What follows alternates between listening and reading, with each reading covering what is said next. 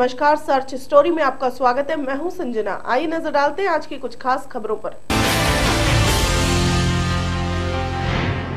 लाहौर में पीएम नरेंद्र मोदी ने शुक्रवार को सिर्फ 2 घंटे 40 मिनट गुजारे, लेकिन सरप्राइज विजिट का सस्पेंस अभी तक कायम है। लाहौर में पीएम नरेंद्र मोदी ने शुक्रवार को सिर्फ 2 घंटे 40 मिनट गुजारे, लेकिन सरप्राइज विजिट का सस्पेंस अभी तक कायम है। पाकिस्तान मीडिया का दावा है कि मोदी की विजिट पहले से ही तय थी। बता दें कि काबुल से लौटते वक्त मोदी नवाज शरीफ के घर पहुंचे थे। वहां उन्होंने नवाब की नातिन की शादी में भी हिस्सा लिया था। जानकारी के मुताबिक पीएम मोदी के पाक दौरे की तैयारियां सितंबर में ही शुरू हो गई थी। बताया जाता है कि पाकिस्तान डिप्लोमेसी सलमान बशीर एक प्राइवेट विजिट पर इंडिया आए थे। उसी दौरान इस दौरे को लेकर बातचीत हुई थी। स्टील कारोबारी सज्जन जिंदल ने इसकी आखिरी तैयारी की। जिंदल 2 दिन पहले से ही लाहौर में थे। मई 2014 में दिल्ली में और नवंबर 2014 में नेपाल में मोदी शरीफ की मीटिंग में जिंदल का रोल रहा। जिंदल शरीफ के बर्थडे और नातिन की शादी में शरीफ होने गए थे। इसे लेकर उन्होंने सोशल साइट पर ट्वीट भी किया था। पाकिस्तान जियो टीवी के मुताबिक मोदी का दौरा अचानक नहीं था। लाहौर एयर ट्रैफिक कंट्रोल को इसके बारे में गुरुवार यानी शरीफ के बर्थडे से 1 दिन पहले ही जानकारी दी गई थी। शुक्रवार को ही कांग्रेस ने भी कहा था कि मोदी का दौरा अचानक नहीं था। कांग्रेस नेता आनंद शर्मा ने कहा था कुछ दिन से वह एक कारोबारी जिनके मोदी के साथ अच्छे रिश्ते हैं पाकिस्तान में मौजूद हैं। उन्होंने ही यह मीटिंग फिक्स कराई थी, लेकिन मोदी का पाक दौरा अचानक ही हुआ। इसके फेवर में ये बातें जो पहले एक गुप्त बैठक एक होटल में हुई थी काठमांडू में, जिस व्यावसायिक घराने ने वो कराई थी भारत के, जिनके संबंध सीधे हैं पाकिस्तान के प्रधानमंत्री और उनके वहां के प्रशासन के साथ, व्यावसायिक संबंध। तो काठमांडू की बैठक के बारे में देश को अंधकार में रखा गया। वही वहां पर बैठे लाहौर में 2 दिन से हैं। पाकिस्तान के फॉरेन सेक्रेटरी एजाज चौधरी के मुताबिक शुक्रवार सुबह 11:30 पर मोदी ने नवाज को फोन कर उनको 66वें जन्मदिन की बधाई दी। उसी दौरान उनकी विजिट तय हुई। चौधरी के मुताबिक नवाज ने कहा, प्लीज आइए, आप हमारे मेहमान बनिए, प्लीज आइए और मेरे साथ चाय पीजिए। 11:30-12 बजे टेलीफोन करने के बाद तो ये मामलात आगे बढ़े। मेरी खुशकिस्मती इस तरीके से थी कि मैं यहीं मौजूद था, तो मैं इसमें फौरन शरीक हो गया, वरना इस्लामाबाद से सफर जो है मुमकिन ना होता। इस पर मोदी ने कहा, हाँ आ सकता हूँ। जब मोदी लाहौर एयरपोर्ट पर उतरे तो नवाज ने उनसे कहा, तो आप आखिरकार आ ही गए। मोदी ने कहा, बेशक, बिल्कुल। इसके बाद दोनों मुस्कुराए और गले लग गए। शनिवार को एनआई से बातचीत करते हुए होम मिनिस्टर राजनाथ सिंह ने कहा था कि यह दौरा पहले से तय नहीं था, यह इनोवेटिव डिप्लोमेसी है। उन्होंने कहा कि हम चौंक गए जब हमें पता चला कि मोदी पाकिस्तान जा रहे हैं। सूत्रों की माने तो मोदी ने काबुल से सुषमा को फोन कर कहा था कि वे इस्लामाबाद से मौजूद हाई कमीशन को लाहौर भेजें।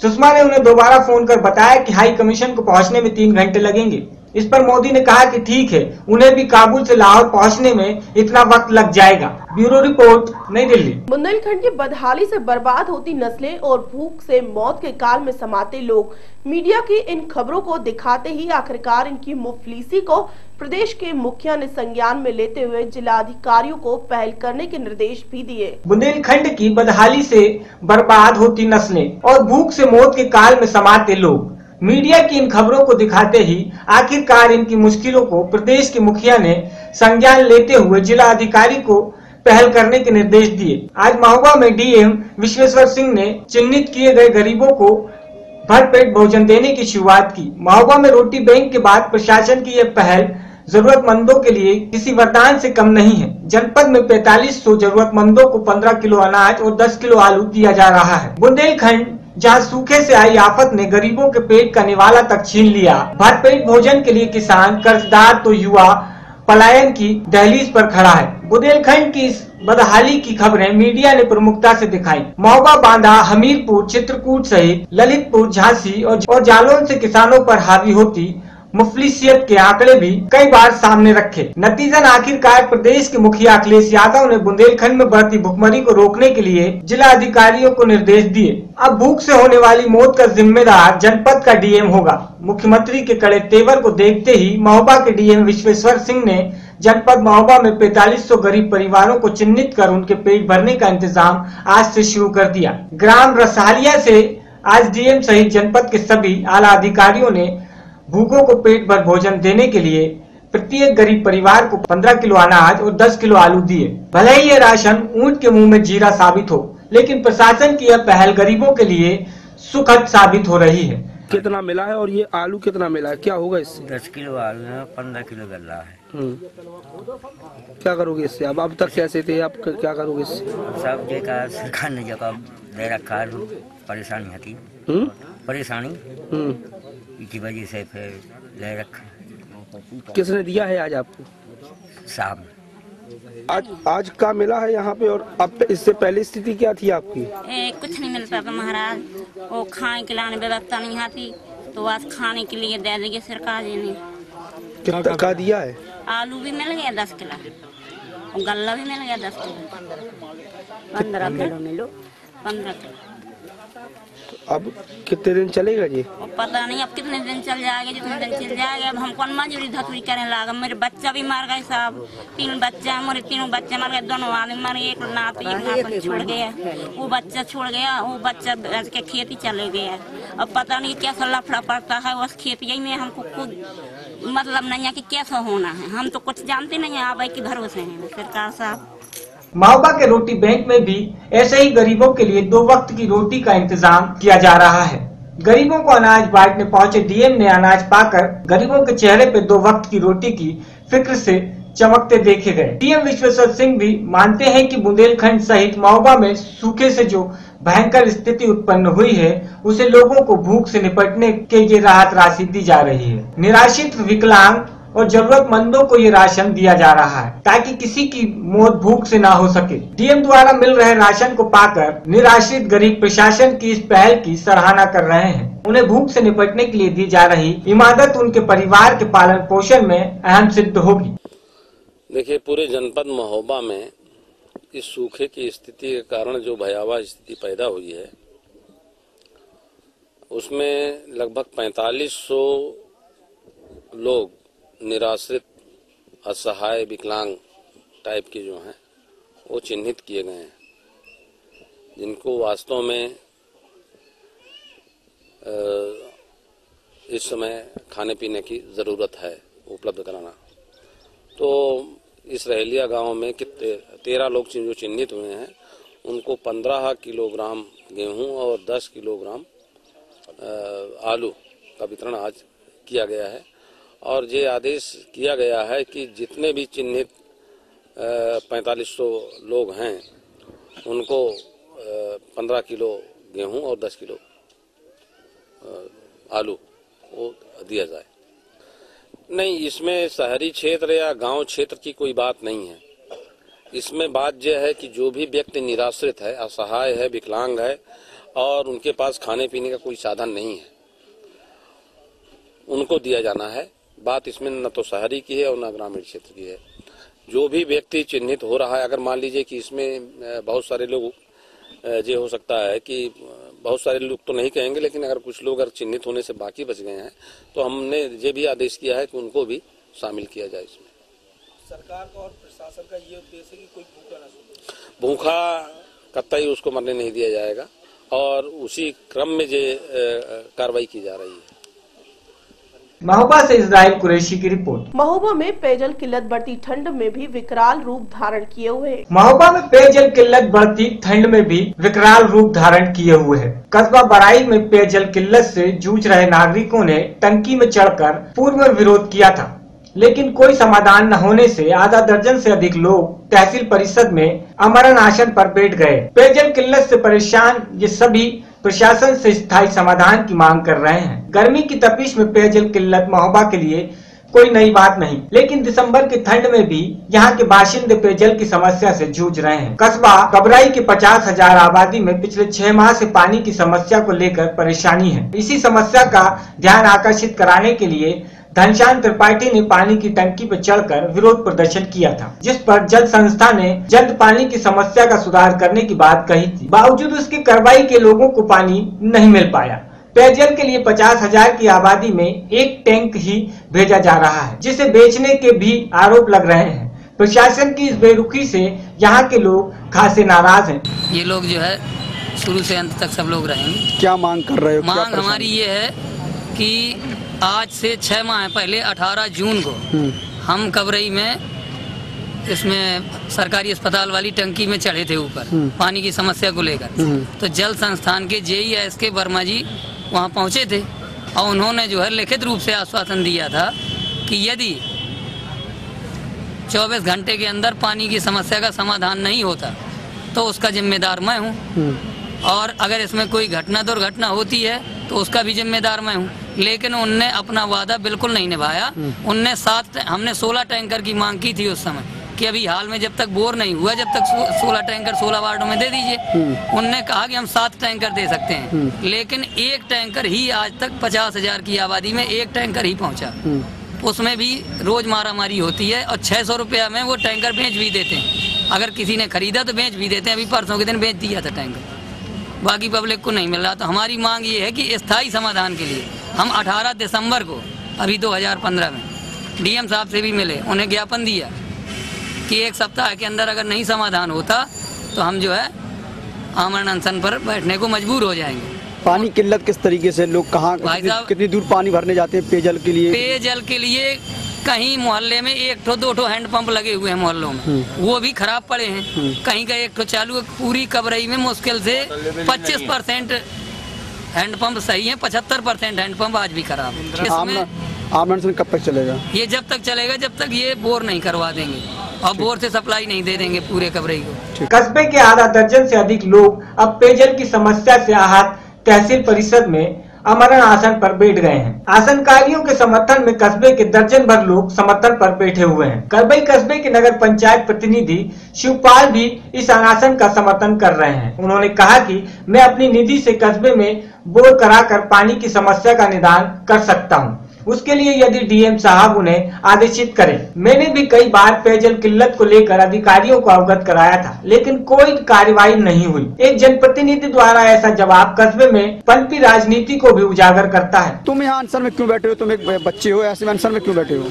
हमारे घर में पानी नहीं आता है, हम अपने पापा के साथ यहाँ पे बैठे हैं। अच्छा, स्कूल जाने में दिक्कत होती है, पानी नहीं है तो नहाने धोने में दिक्कत? हाँ। कैसी परेशानी होती है? पानी पीने को नहीं मिलता है, नल से लाना पड़ता है पानी, और हमारे मोहल्ले में नल नहीं है, खराब है। 1 किलोमीटर दूर तक नल नहीं है और बाकी खराब है, इसलिए यहाँ बैठे हो। क्या नाम है? चेयरमैन प्रतिनिधि हूँ, पूर्व चेयरमैन जी। मैं दशहरा में मिलने DM साहब से गया था मिलने जी। तो मैंने सबसे पहले समस्या यही रखी थी कि श्रीमान जी चुनाव हो गए जिला पंचायत के, अब 15 दिन में डिग्गी पिटवा दी है जल संस्थान वालों ने कि हम बंधे में पानी न दे पाएंगे। तो आप 2 ठो बोर करवा दीजिए उस बंधे के नीचे, टंकी में पानी आए। बराबर 2 बार मैं उनसे मिला, मेरी नहीं सुनी गई। हमारे तो नगर निधि से जो पैसा है हमारे पास, यदि सक्षम अधिकारी यदि DM महोदय हमें आदेश कर दे, हम अपने पैसे से बोर कराने के लिए तैयार। और क्या कर सकते हैं? आपकी नहीं सुनी जाए तो ऐसे में क्या आप भी आमरण का समर्थन करते हैं? हम समर्थन में तो है ही है, तो प्रतिनिधि रूप में हम शामिल हैं अकेले। अब जब जनता आई है, जनता भी सुनेगी तो DM साहब भी देखेंगे कि सवाल तिवारी की व्यक्तिगत समस्या नहीं, उन्हें हो सकता है राजनीति से प्रेरित रहते हैं बड़े नेताओं से, हो सकता है ये सोचा होगा नहीं सवाल तिवारी एक अलग गुट है, क्या दूसरे में काम ये करूंगा कबरई में तो सवाल तिवारी की कहीं ज्यादा तारीफ न हो जाए। महोबा से इस्राइल कुरैशी की रिपोर्ट। महोबा जनपद में शराब तस्करी के मामले नए नहीं हैं। मध्य प्रदेश की सीमा से सटे इस जनपद की शराब माफिया अवैध शराब की खेप लाकर खपा रहे हैं। महोबा जनपद में शराब तस्करी के मामले नए नहीं हैं। मध्य प्रदेश से सीमा से सटे इन जनपद में शराब माफिया अवैध शराब की खेप लाकर खपा रहा है। आज ऐसी ही अरुणाचल प्रदेश से निर्मित खेप से लदी पिकअप वाहन अनियंत्रित होकर पुलिया के नीचे जा गिरी। पिकअप में भरी 200 पेटी शराब सड़क के किनारे बिखर गई। वाहन चालक वाहन में ही फंस कर रह गया, जिससे पुलिस ने वाहन काट कर मुश्किल से बाहर निकाला। घायल ड्राइवर को उपचार के लिए झांसी मेडिकल रेफर किया गया और पुलिस ने वाहन और बरामद शराब को कब्जे में लेकर जांच शुरू कर दी है। ये पिकअप फुलपहाड़ की तरफ से महोबा की तरफ जा रही है और ये पलट गई है। ऐसा लगता है जैसे इसमें ड्राइवर नींद आ गई है और पलटने पे ड्राइवर जो है पूरी तरह से फंस गया था और ड्राइवर को जो है कि स्टेशन से काट के खिड़की पर निकाला गया है। उसको सर इसमें क्या लदा हुआ था? सर इसमें शराब लदी है, शराब की बोतल लदा था। ये जिसमें गोवा का लेवल चिपका हुआ है और ये अरुणाचल प्रदेश के लिए जो है इसकी जाँच की जा रही है, नियमानुसार कार्रवाई की जाएगी। सर, सोशल मीडिया क्या माना जा रहा है, क्या ये शराब सही है या अवैध है? अब प्रथम दृष्टया तो ये लगता है कि अवैध है, लेकिन फिर भी इसकी पूरी गहनता से जांच की जा रही। जो भी तथ्य सामने आएंगे तदनुसार कार्रवाई की जाएगी। महोबा से इस्राइल कुरैशी की रिपोर्ट। अक्सर अनदेखी का शिकार होते जा रहे कुछ गरीब बेसहारा लोग जिन्हें कोई आसरा नहीं मिलता। अक्सर अनदेखी का शिकार हो जाते हैं कुछ गरीब बेसहारा लोग जिन्हें कोई आसरा नहीं मिलता। सुंदरी नाम की ये महिला भी हुई है गरीबी का शिकार। ठंड से बीती रात इस महिला की मौत हो गई। इसके 2 लड़के हैं जो मानसिक रूप से रोगी हैं। सपा के पूर्व जिला अध्यक्ष ठाकुर किशोर सिंह ने इसे सर छुपाने के लिए अपनी एक दुकान दे रखी थी। ये महिला पिछले कई वर्षों से यहाँ रह रही थी तथा मजदूरी करके अपने बच्चों का पेट पालती थी। अब महिला की मौत हो जाने के बाद इसके दोनों लड़के बेसहारा हो गए हैं। आज सुबह जब दुकान का शटर नहीं खुला तो स्थानीय लोगों ने जाकर देखा तो महिला मृतक मिली। लोगों ने महिला का अंतिम संस्कार कराया। इस दौरान ठाकुर किशोर सिंह भी उपस्थित रहे। ये महिला बहुत ही गरीब थी, लोगों के यहाँ जाकर के बर्तन सफा करती थी और इसके दोनों बच्चे पागल हैं। एक तो बिल्कुल मंदबुद्धि है जो कि बिल्कुल अपनी माँ पर ही निर्भर था। दूसरा है वो कूड़ा कचरा बीन करके अपना पेट पालन करता है। ये बेचारी चौका बर्तन करके अपने बच्चों का लालन पालन कर रही थी। आज जो कि ये सर्दी के कारण सुबह जब पता चला तो मालूम चला कि ये मर गई। यहाँ के पूर्व जिलाध्यक्ष ठाकुर किशोर सिंह जी ने अब तक इनको आसरा दे रखा था अपने यहाँ दुकानों में, और अब देखिए प्रशासन से क्या उम्मीद है, इनके लिए कुछ करता है कि नहीं। मेरा तो निवेदन यही है कि प्रशासन इन गरीबों के लिए कुछ करे। और एक बहुत ही दुख की बात यह है कि हमारे यहाँ ये काशीराम के क्वार्टर्स बने हुए हैं। इसके लिए काफ़ी समय पहले मैंने एक बार बात की थी तो पता चला कि बोले कि ये साहब शहरी योजना है, ग्रामीण योजना नहीं है।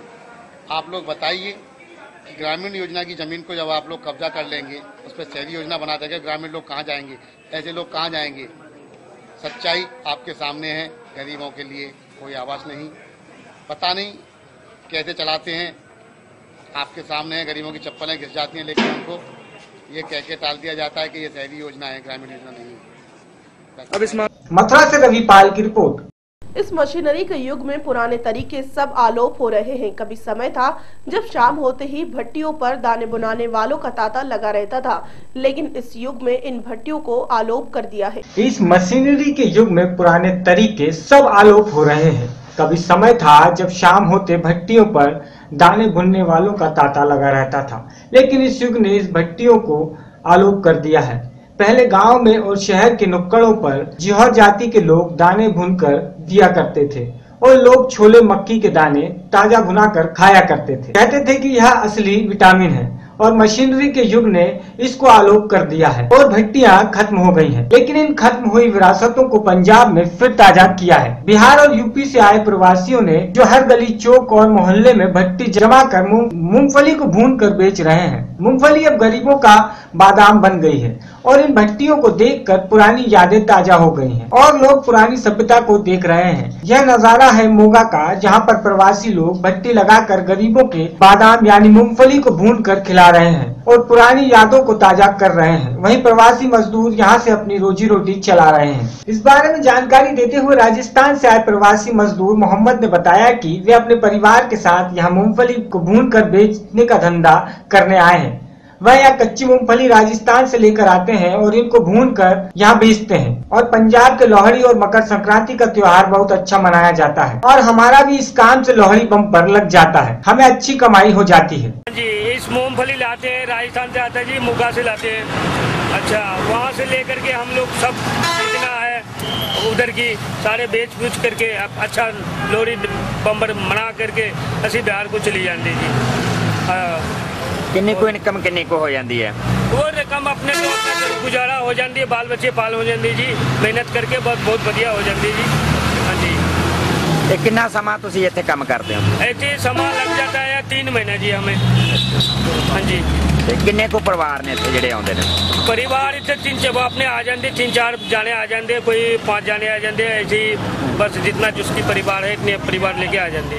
ਕਾਹਦਾ ਕਾਰੋਬਾਰ ਕਰਦੇ ਹੋ ਤੁਸੀਂ? हाँ जी, इतने मूंगफली का कारोबार करते हैं बस। हाँ, बाकी आगे जाके फिर घर से आकर के फिर और कारोबार करते हैं। कि ਤੁਸੀਂ ਭੁੰਨ ਦੇ किस तरह तैयार करते हैं? ये इसमें नमक पाते हैं जी, नमक पा के हौली हौली मीठे मीठे सेक पा करके मूंगफली सेक ला के अपने तैयार करते हैं। फिर बढ़िया होंगे, खाते बहुत बढ़िया होंगे।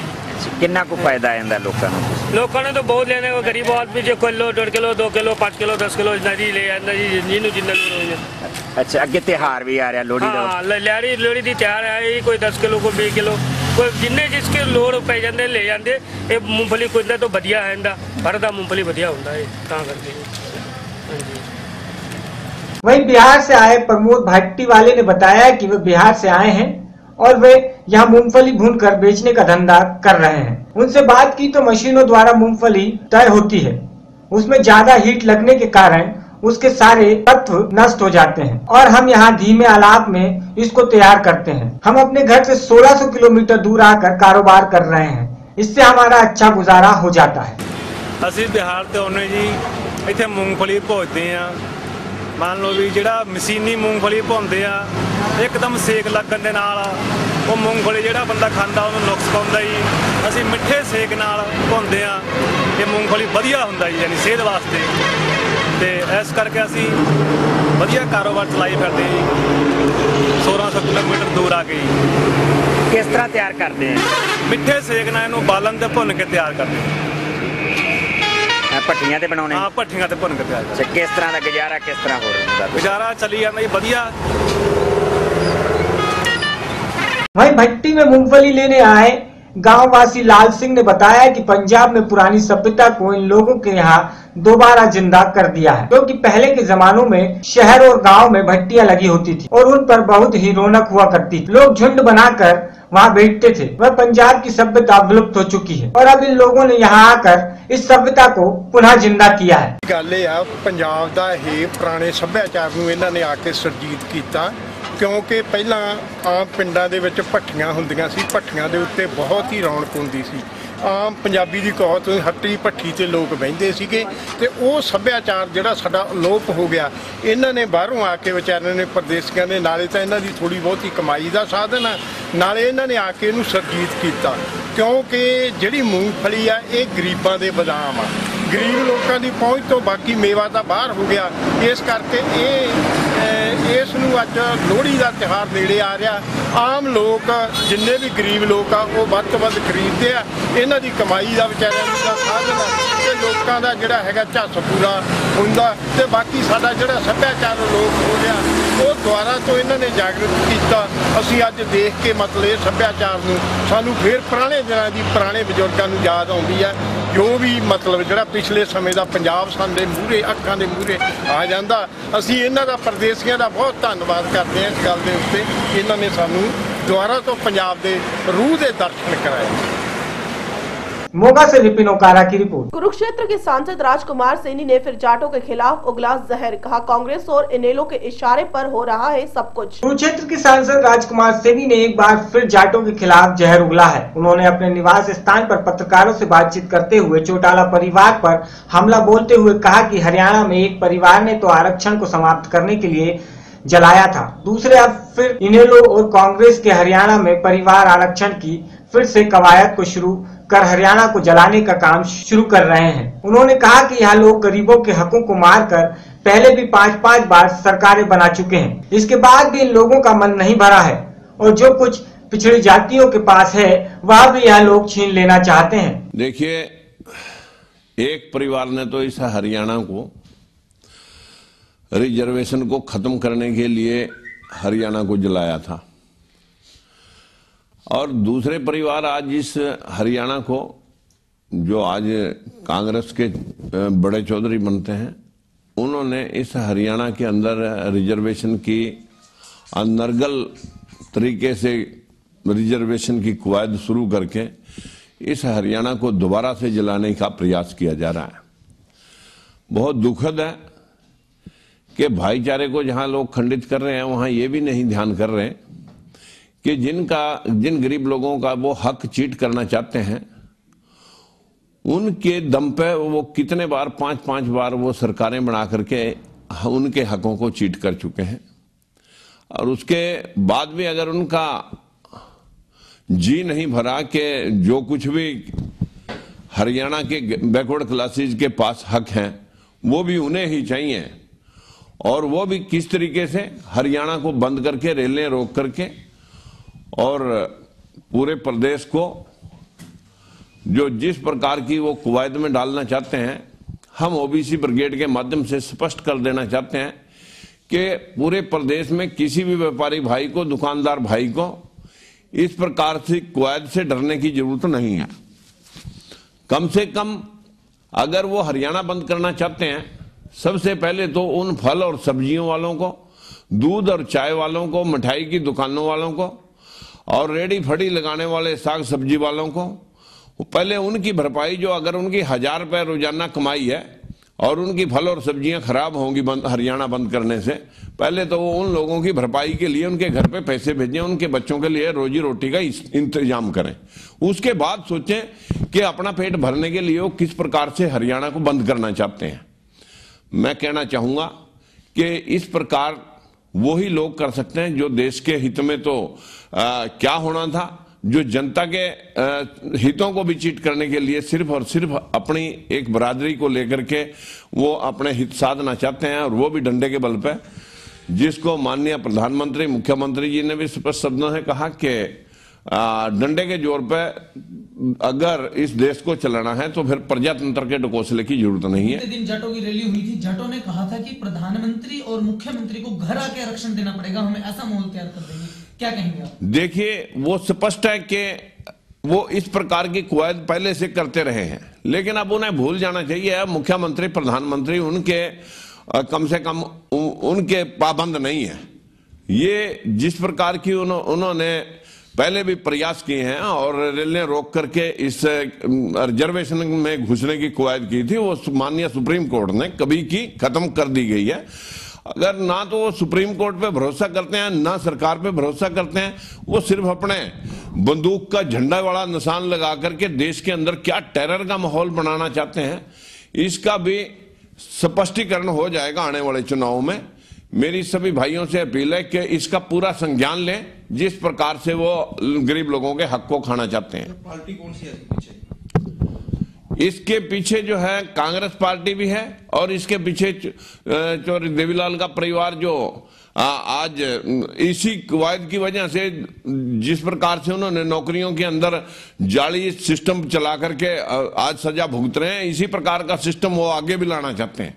सर, अब आगे क्या रहेगा? आप कैसे मुकाबला करोगे, कैसे उनकी सहायता करोगे जो ओबीसी के हैं? मेरे पूरे प्रदेशवासियों को आह्वान है कि वो कोई भी किसी के टेरर में अपनी दुकान बंद करने की जरूरत नहीं है, अपनी रोजी रोटी का नाश करने की जरूरत नहीं है। कम से कम अपने बच्चों का भरण पोषण करने के लिए सभी प्रदेशवासियों से मेरी हाथ जोड़ के विनती है कि किसी को डरने की जरूरत नहीं है। ओबीसी ब्रिगेड अगर एक आवाज लगाएंगे तो आपको आपके शहर में हजारों बच्चे खड़े मिल जाएंगे। तो सर, यदि कोई लड़ाई करते हैं, कुछ दंगा करने का प्रयास करते हैं, तो क्या अगर वो किसी प्रकार से जोर जबरदस्ती से किसी की दुकान बंद कराएंगे तो इसमें ओबीसी ब्रिगेड के आदमी उस दुकानदार की हेल्प के लिए वहां मौजूद रहेंगे। तो पुलिस का भी सहायता लेगी, कानून की सहायता लेगी? देखिए, कानून की सहायता की जरूरत तो हमेशा लॉ एंड ऑर्डर को मेंटेन करने के लिए हमें जरूरत रहेगी, लेकिन हम उससे पहले जो है ना, अगर वो इस प्रकार की कवायद करेंगे तो हम प्रशासन को भी लिखित में पहले से सूचना कर देंगे। जो प्रदर्शन कर रहे हैं अपनी एक बरादरी को लेकर, क्या उनका देशद्रोह का देशद्रोह का मुकदमा तो इनके ऊपर सुप्रीम कोर्ट की तरफ से माननीय कंटेम्प्ट ऑफ कोर्ट दर्ज होने के बाद इन लोगों को तो कभी का जेल भेजना चाहिए था। कुरुक्षेत्र से विनोद खोंगर की रिपोर्ट। पिछले दिनों अबोहर में हुए भीम हत्याकांड को लेकर जिला मुक्तसर साहिब की कांग्रेस इकाई ने कांग्रेस के वरिष्ठ नेता जगमीत सिंह बरार की अगुवाई में मुक्तसर साहिब से अबोहर तक एक पैदल रोष मार्च निकाला, जिसमें पूरे जिले के कांग्रेसियों ने हाथों में काली झंडियां लेकर इस पैदल रोष मार्च में शिरकत की। सजा दो, सजा दो, सजा दो, सजा दो, इंडियन नेशनल कांग्रेस जिंदाबाद। कैप्टन साहब ने आज अखबारां दे विच जो शब्द कहे ने, शायद तुसी न्यूज़पेपर नहीं पढ़े, उन्होंने कहा मैं खिमा जाचना करदा। ये उन्होंने वड्डापन किया है। मैं उन्होंने छोटा भरा है, 15 साल मेरे नालों वड्डे है। उन्होंने ये कह के, ये शब्द कह के सारे पंजाब के लोगों का हिरदा जित लिया। मेरे अगे गरीब किसान घराने जन्म लैन वाले और महाराज साहब ये कहन कि मैं निमरता नाल कहना कि मैं खिमा मंगदा है, वो वड्डे हो गए है। मैं उन्होंने और पार्टी के उद्देश प्राप्ति लिए दिन रात एक कर देंगा पंजाब छुण, और उन्ना चिर दम नहीं लवांगे जिन्ना चिर उन्होंने मुख्यमंत्री नहीं बना लेंगे। तुसी जानते हो भीम कांड होया है, किस प्रकार लत्तां पैर वड्डे गए है, किस प्रकार दलितां ते अत्याचार हो रहे हैं, किस प्रकार CBI इंक्वायरी इस मुद्दे ते होनी चाहिए है। ये मैं मांग करदा इस भीम कांड के बारे, और सही माने पता लग सके कि जिम्मेवार व्यक्ति कौन।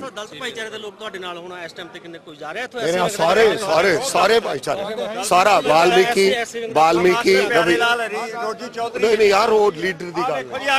कटनी नगर निगम के द्वारा गरीबी रेखा वालों के लिए शासन की आवास योजना के तहत 750 भवन बनकर तैयार है। कटनी नगर निगम के द्वारा गरीबी रेखा वालों के लिए शासन की IHSPC आवास योजना के तहत शहरी क्षेत्र के वार्डों में प्रेम नगर, इंदिरा नगर, सलरा नगर और पंडारवा अमीरगंज में 750 भवन बनाकर तैयार है। कुछ भवनों में लोग कब्जा कर रहने लगे हैं तथा कुछ मकानों को चोरों ने हाथ साफ कर खिड़की दरवाजे निकाल कर बेच दिए हैं। नगर निगम ने हितग्राहियों से 14,000 रुपए जमा कराकर पूर्व कलेक्टर जलवंदन जी से 1752 लोगों की सूची का अनुमोदन कराया था, परंतु नगर निगम द्वारा 1752 की जगह 271 भवनों का आवंटन लॉटरी के द्वारा हुआ। कुछ आवंटित भवनों में लोग रहने तो लगे, परंतु इस आवास योजना में रहवासियों के लिए बिजली और पानी का कोई इंतजाम नहीं है, जबकि सभी जगह ठेकेदार द्वारा बोरिंग करा दी गई है, पर बिजली के कारण बोरिंग बंद है, जिससे रहवासियों को 1 किलोमीटर दूर से पानी लाना पड़ता है। आवासीय भवनों के बिजली सप्लाई विद्युत मंडल को करनी थी। भवन स्वामियों ने विद्युत कनेक्शन के लिए विद्युत मंडल ऑफिस में 551 रुपए भी जमा करा दिए हैं, परंतु यहाँ पर विद्युत मंडल को परमानेंट कनेक्शन देने में दिक्कत है और 4,500 रुपए जमा कर भवनों में TC कनेक्शन देने की कोई दिक्कत नहीं है। बिजली सप्लाई के लिए ट्रांसफार्मर तो लगाया, परंतु कुछ दिन बाद उस ट्रांसफार्मर को निकाल कर ले गए। क्यों निकाल कर ले गए, इसका जवाब अधिकारियों के पास नहीं है। नगर निगम और विद्युत मंडल के अधिकारी गरीबों के साथ कर रहे हैं छलावा, जिसके चलते इन गरीबों की सुनने वाला कोई नहीं है। गरीबों को आवास योजना में गरीबों के साथ हो रहा अन्याय के चलते आज जिला महिला कांग्रेस कमेटी ने कलेक्टर परिषद के सामने धरना देकर धरना स्थल पर गरीबों से आवास आवंटित करने के लिए फॉर्म भरवाए। जिला महिला कांग्रेस की जिला अध्यक्ष रजनी सोनी ने कलेक्टर विकास नरवाला को ज्ञापन सौंप कर मांग की कि गरीबों को शीघ्र भवनों का आवंटन किया जाए, जो अवैध रूप से कब्जा किए हुए हैं उन्हें अलग किया जाए। आज IHSDP के मकानों के आवंटन के संबंध में कांग्रेस पार्टी द्वारा ज्ञापन दिया गया, जिसके नियमानुसार जांच करें और जो नियम संगत होगा उसके हिसाब से आगे कार्रवाई करें। आज हम लोगों ने गरीबों को जो गरीबी रेखा के तहत जो मकान आवंटित किए जाने थे, उसमें नगर निगम की बहुत ज़्यादा धांधली है। किसी का पैसा जमा है तो उसे मकान नहीं मिल रहा है, और जिसका नहीं जमा है वो कब्जा किए हुए हैं। इस तरह की कई समस्याएं हैं। पिछले कई दिनों से महिलाएं लगातार मेरे पास आ रही थी और इस तरह की समस्याओं से डेली मुझे बता रही थी। तो हम लोगों ने फैसला किया, मैंने नगर निगम नेता प्रतिपक्ष माननीय मिथिलेश जैन जी से बात की। हम लोगों ने जाकर NSUI अध्यक्ष अंशु मिश्रा जी, मनु दीक्षित जी, मनोज गुप्ता जी, हम लोग सब जाकर वार्ड गए जहाँ पर इस तरह के मकान बने हुए हैं। उन मकानों के बीच में हम लोगों ने जाके वहाँ की महिलाओं से, वहाँ के बुजुर्गों से, वहाँ के पुरुषों से बात की। सभी पीड़ित हैं और एक तुगलकी फरमान, तानाशाही फरमान नगर निगम ने निकाला है कि 30 तारीख को सभी को मकान खाली कर दिए जाए। इस भीषण ठंड में छोटे छोटे बच्चों को लेकर क्या वो सड़क पर आ जाए, या फिर नगर निगम ये बताए कि उसके पास दूसरा विकल्प क्या है। अगर विकल्प नहीं है तो क्यों मकान खाली कराए जा रहे हैं। इस तरह की अनेक समस्याएं हमारे सामने थी। तो आज हमने जिला महिला कांग्रेस कमेटी के तत्वाधान में सभी को यहाँ बुलाकर कलेक्टर साहब के समक्ष पेश करके और उनकी समस्याएं हम उनसे अवगत कराएंगे, ताकि इस तरह के तुगलकी फरमान को कलेक्टर जी ना मंजूर करें और आगे चलकर इस तरह का कोई फरमान जारी ना करें, बल्कि 2001 मकान बन चुके हैं और 1772 लोगों ने फॉर्म भरे हुए हैं। मैं तो यहाँ से ये मांग करूंगी कि उन सभी को मकान दिए जाए और जो जहाँ चाहता है, जिस वार्ड में जिस मोहल्ले में रहता है, वहाँ उन्हें मकान दिए जाए। इस तरह की अनेक मांग है। साथ ही गरीबी रेखा के कार्ड पिछले 1.5-2 साल से नहीं बन रहे हैं, लोग परेशान हैं। तो उन सभी मांगों को लेकर आज हम सभी ने यहाँ पर धरना दिया है। और हम कटनी मध्य प्रदेश से यश खरे की रिपोर्ट। खबरों में फिलहाल इतना ही, मुझे दीजिए इजाजत, नमस्कार।